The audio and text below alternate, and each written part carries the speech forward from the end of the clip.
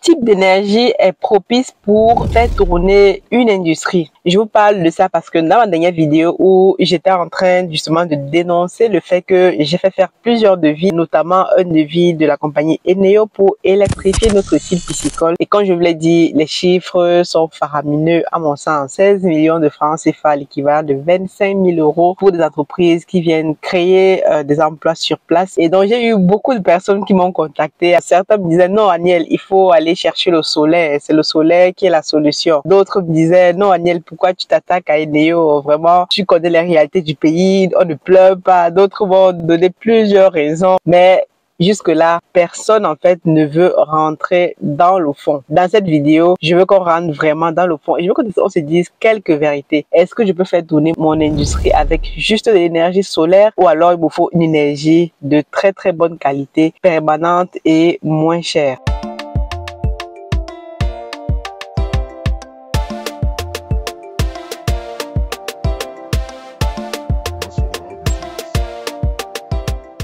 Bonjour et bienvenue sur Masora Business. Si tu me découvres dans cette vidéo, je m'appelle Aniel Creuset, je suis ingénieur logiciel entrepreneur. Je suis auteur d'un livre intitulé Investir en Afrique dans la pisciculture. Si tu n'as pas encore ton livre, je t'invite à aller en bas de description. Tu vas découvrir tous les liens te permettant d'acquérir ton livre parce que nous devons être nombreux à investir dans ce domaine qu'est la pisciculture en Afrique. D'ailleurs, à cet effet, j'ai organisé de façon exceptionnelle ou j'organise de façon exceptionnelle le 30 juin à 16 h une conférence spéciale inédite pour justement vous expliquer comment vous pouvez vous aussi rejoindre l'entreprise Africa Food Industries. Je vous disais encore dans la dernière vidéo, nous avons quelques actions à vendre. Je me pose beaucoup de questions. Aniel, est-ce que c'est une entreprise fiable? Quelles sont vos visions? Quelles sont vos réalisations? Je me suis dit que voilà, il serait intéressant d'organiser une conférence pour vous expliquer tout ça et vous montrer nos projections dans les prochaines années. Donc, si c'est un thème qui t'intéresse, en bas de la description, tu vas découvrir un formulaire te permettant de t'enregistrer pour réserver ta place. Ne tarde surtout pas parce que les places sont très limitées. On n'a pas beaucoup d'actions. On cherche maximum 4 ou 5 actionnaires, pas plus, capables de venir avec leurs idées, leurs convictions, surtout nous aider à réaliser notre vision qui est justement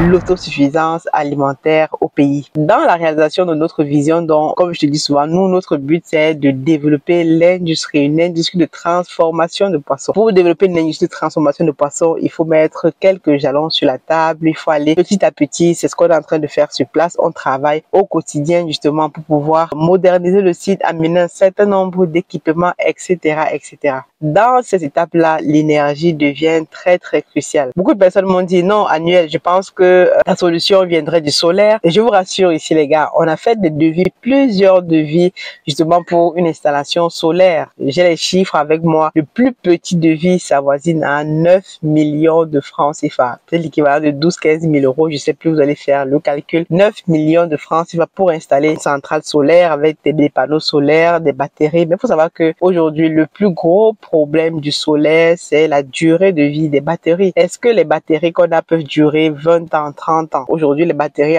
en tout cas en tête de solaire, le maximum que j'ai vu, j'ai fait plusieurs entreprises. Peut-être que si vous êtes dans le solaire, vous allez me dire peut-être le contraire ici. Maximum, c'est entre 12 et 15 ans. Donc, au bout de 12-15 ans, il faut remplacer, il faut recharger. Nous, on cherche une solution pérenne sur le long terme. Ça ne veut pas dire qu'actuellement, nous n'aurons pas besoin de solaire. On peut mettre le solaire justement pour aider à résoudre nos besoins rapides en éclairage sur le terrain, notamment éclairé. Bon, notre aussi, il y a éclairé, vous avez vu sur les vidéos. La nuit, on a des projecteurs solaires qui alimentent en continu, mais encore là, c'est une solution pérenne, temporaire, puisque au bout de 4-5 ans, il faudra qu'on les remplace. Donc, moi, je cherche une solution pérenne, durable sur le long terme. Lorsqu'on investit dans une entreprise comme celle-là, il faut que chaque investissement puisse aller minimum 10 ans, 20 ans. Donc, c'est pour ça que lorsqu'il faut choisir, on regarde toujours la solution la plus durable. La plus durable peut être chère sur le moment, mais à long terme, elle sera très moins chère. Le problème, c'est que nous, en tant qu'Africains, on va toujours regarder le moins cher. Moi aussi, à un moment donné, je suis tombé dans le piège du moins cher, mais je me suis dit, est-ce que si je dois dépenser, par exemple, 9 millions et dépenser peut-être 16 millions, comme vous l'avez vu, pour installer un transformateur triphasé de 100 kVA, quel est le choix au niveau de la balance en termes de temporalité, en termes de durée, en termes de permanence, surtout en termes de cherté de l'énergie? Faut pas oublier qu'on est dans un business. Notre but, c'est d'avoir tous les intrants moins chers et l'énergie fait partie de l'un des intrants. Parce que si vous payez votre énergie très cher, peut-être au bout de 10 ans, les panneaux solaires vont être amortis. Si on regarde au niveau de l'amortissement, par exemple, une installation solaire, une installation avec un transformateur triphasé, en termes de durée, il n'y a pas match. Pour un transformateur triphasé, même si on connaît les coupures de courant dans nos pays, mais ça va changer, forcément, ça va changer. Et c'est une énergie qui est très moins chère, puisque là,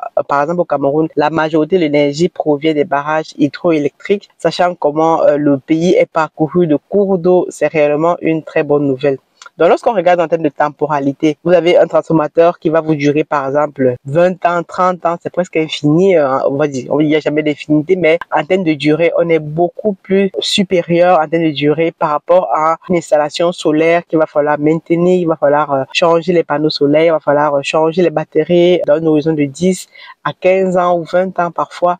Moi, je regarde toujours sur le long terme. Donc, je vais donc vous entendre ici, les gars. Vous me dites, voilà, Aniel, il faut plutôt aller sur du solaire parce que le solaire, c'est mieux. On me dit, non, non, non, Aniel, non, ne parle pas des problèmes d'énergie au Cameroun parce que on sait comment ça fonctionne. Vraiment, ne vais pas me donner dedans. Essaie de te contenter de résoudre ton problème avec les moyens du bord. Je comprends tout ça et c'est justement la raison pour laquelle nous sommes toujours dans la situation dans laquelle nous sommes parce que la majorité des personnes au pays n'ont pas l'eau, n'ont pas l'énergie. Je ne prends que ces deux points-ci.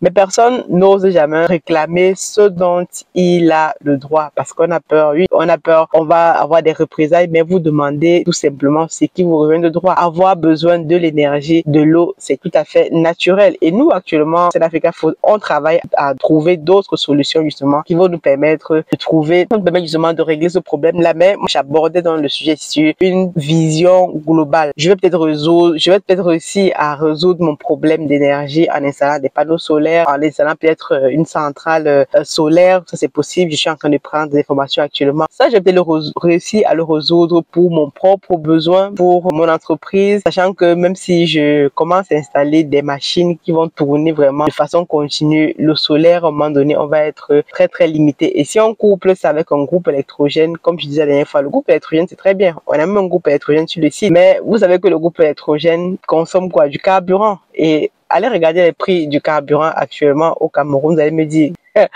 combien de litres de carburant va-t-il nous falloir pour faire tourner une machine, 2, 3, 4 machines, 24 heures sur 24 par exemple, ne serait-ce que des machines qui vont faire des aérations des étangs. Là, on est en train de réfléchir à mettre sur pied une usine d'aliments. Donc, il y a plusieurs machines comme ça qu'on va avoir sur le site et en plus, les besoins d'éclairage des collaborateurs sur le site, juste en fait d'énergie solaire, pouvoir tourner tout ça ne va pas forcément nous suffire. Donc, vous pouvez être d'accord avec moi sur ce point-là. D'ailleurs, lorsqu'on regarde tous les grands pays de ce monde, que ce soit même la France, les États-Unis, l'Allemagne, ils reviennent tous à une énergie qui leur coûte moins cher. En France, on a le nucléaire. En Allemagne, même les gars reviennent aux centrales à charbon. Aux États-Unis, ils ont d'autres types de centrales. Donc, le solaire, c'est très bien. Je vois les gens qui me disent des énergies renouvelables, c'est très bien. Mais pour faire tourner des industries, pour faire tourner vraiment les machines à très haut niveau, est-ce que le solaire seul suffit?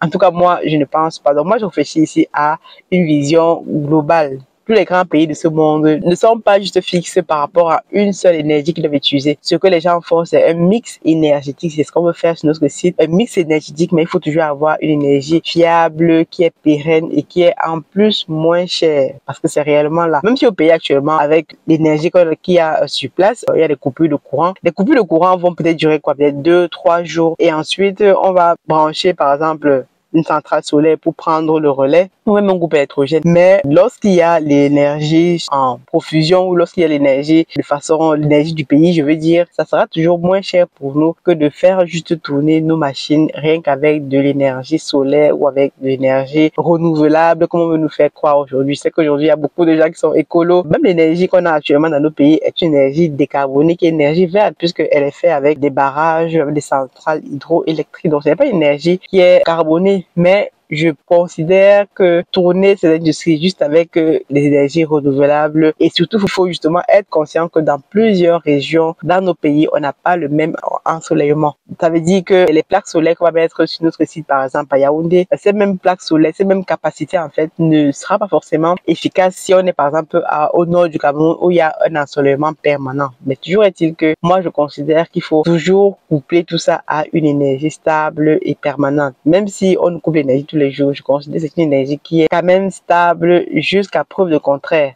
Ensuite, derrière, on va pouvoir aller coupler ça avec un couple électrogène, des centrales solaires, etc., etc. Mais comme d'habitude, on ne parle pas du fond. On dit que non, Agnès, laisse tomber tout ça. Vraiment, ne fais pas de vagues. Reste dans ton couloir. Vraiment, Eneo, c'est une compagnie privée. Ils font ce qu'ils veulent. Mais voilà, on est au Cameroun. On est une entreprise qui paie ses impôts au Cameroun. On a quand même un droit d'avoir des subventions, ce qui se fait dans tous les pays, pour installer l'énergie de bonne qualité parce qu'on est en train de venir aux autres des problématiques majeures pour le développement du pays, surtout économique. Bon, vous me direz ce que vous en pensez. Ceux qui sont experts dans le domaine énergique, je vous attends dans les commentaires. Est-ce que je dois donc choisir une centrale solaire, une installation solaire, ou alors je dois faire un mix énergétique? Troisième solution, je dois juste fonctionner avec l'énergie du pays, c'est-à-dire l'énergie fournie par Eneo. Je vous attends dans les commentaires. À très bientôt. God bless.